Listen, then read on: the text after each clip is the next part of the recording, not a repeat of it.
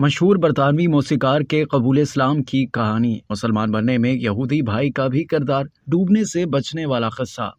دنیا میں مختلف شعبہ جات میں بڑا مقام حاصل کرنے والی کئی بڑی غیر مسلم شخصیات اسلام قبول کر کے مسلمان بن چکی ہیں۔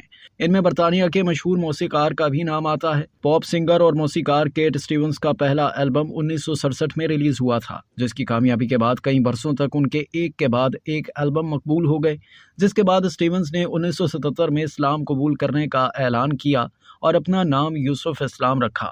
1979 میں انہوں نے اپنے تمام گٹار چیریٹی کے لیے بیچ دیے اور موسیقی سے اپنا رشتہ صرف نشید تک محدود رکھا اور اپنے پاپ سٹار کیریئر کو خیر بات کہا۔ ساتھ ہی ساتھ انہوں نے مسلمان کمیونٹیز کے لیے فلاحی کاموں میں بھی شرکت شروع کر دی۔ یوسف اسلام نے 2006 میں اینادر کپ نامی البم کے ساتھ ایک بار پھر پاپ سنگنگ میں قدم رکھا۔ ویکیپیڈیا کے مطابق مراکش میں چھٹیوں کے دوران اسٹیونز اذان کی آواز سے متوجہ ہوئے۔ جب انہوں نے کسی سے اذان کے بارے میں پوچھا تو ان کے سامنے وضاحت کی گئی کہ یہ خدا کے لیے موسیقی ہے۔ اسٹیونز کے مطابق میں نے پہلے کبھی ایسا نہیں سنا تھا۔ پیسے کے لیے موسیقی، شہرت کے لیے موسیقی، ذاتی طاقت کے لیے موسیقی کے بارے میں سنا ہے، لیکن موسیقی خدا کے لیے یہ پہلی بار سنا ہے۔ اسٹیونز کے بارے میں ایک قصہ بیان کیا جاتا ہے کہ 1976 میں وہ کیلیفورنیا کے ساحل پر تقریباً ڈوب گئے۔ اس وقت اس نے چیخ کر خدا سے کہا تھا کہ تم مجھے بچا لو گے تو میں تمہارے لیے کام کروں گا۔ اسٹیونز نے بتایا کہ اس کے فوراً بعد ایک لہر نمودار ہوئی اور جو انہیں واپس ساحل پر لے گئی، جس کے بعد انہوں نے روحانی سچائی کے لیے اپنی دیرینہ جستجو کو تیز کر دیا۔ اسٹیونز کا بھائی ڈیوڈ گورٹن، جو یہودیت میں تبدیل ہو گیا تھا، اس نے سالگرہ کے موقع پر اسٹیونز کو قرآن کا ایک نسخہ دیا تھا جو وہ یروشلم سے لایا تھا۔ اسٹیونز کا کہنا تھا کہ وہ پہلے اپنے والد کے یونانی آرتھوڈوکس عقائد سے زیادہ منسلک تھے، مگر بھائی کی جانب سے ملنے والے قرآن مجید کا مطالعہ کیا تو انہوں نے اسلام قبول کرنا شروع کیا اور پھر ان کی نجی اور پیشہ ورانہ زندگی ہمیشہ کے لیے بدل گئی۔ اپنا اسلامی نام یوسف اسلام رکھنے والے اسٹیونز نے قبول اسلام کے بعد ایک انٹرویو میں کہا تھا کہ مجھے وہ روحانی گھر مل گیا ہے جس کی میں تلاش میں تھا، اور اگر آپ میری موسیقی اور دھن سنیں گے جیسے